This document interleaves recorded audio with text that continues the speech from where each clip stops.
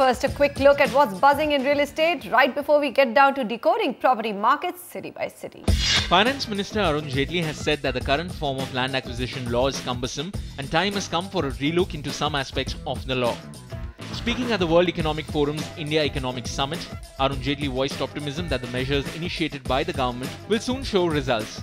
He said that the land acquisition is one of the difficult areas. One which poses a difficult challenge is that procedurally, the law lays down a very complicated procedure for acquisition of land. And therefore, if acquisition of land was made complicated, almost impossible, then the growth process itself gets stalled. And this law has made it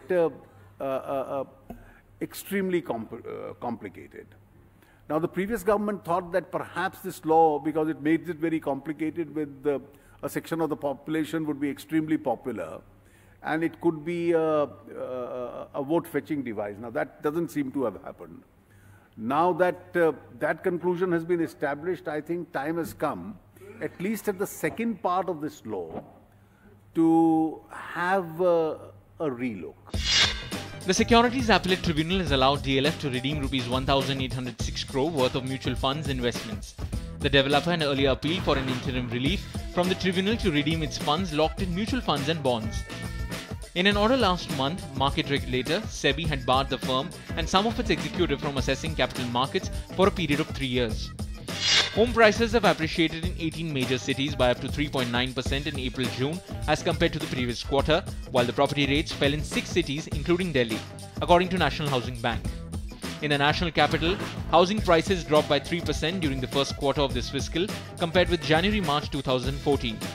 Maximum price increase was witnessed in Pune by 3.9%, while Chandigarh saw highest fall of 4.4%, according to NHB Residents.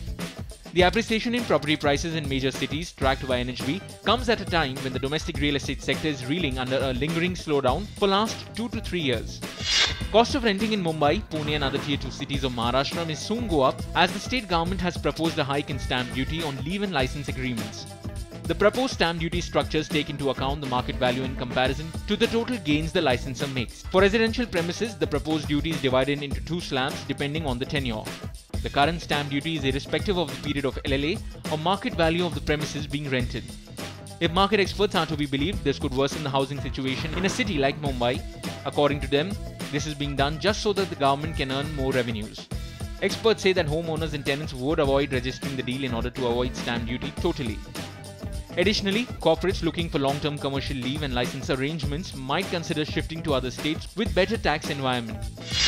Mahindra Lifespace Developers has launched a new residential project, The Sirenes, in Maharashtra, making its foray into the weekend homes segment. The project, spread across 12 acres and located at Alibag in Raigad district, marks the company's entry into the weekend home segment. Mahindra Lifespace will develop 49 villas in the initial phase with a combination of 3 and 4 BHK patio and courtyard villas. The villas will be designed by SAV, a well-known architectural and design studio based out of London. The project offers an array of luxury amenities, including a spa, an open deck for yoga and meditation, a swimming pool, a putting green, and a multi-cuisine restaurant.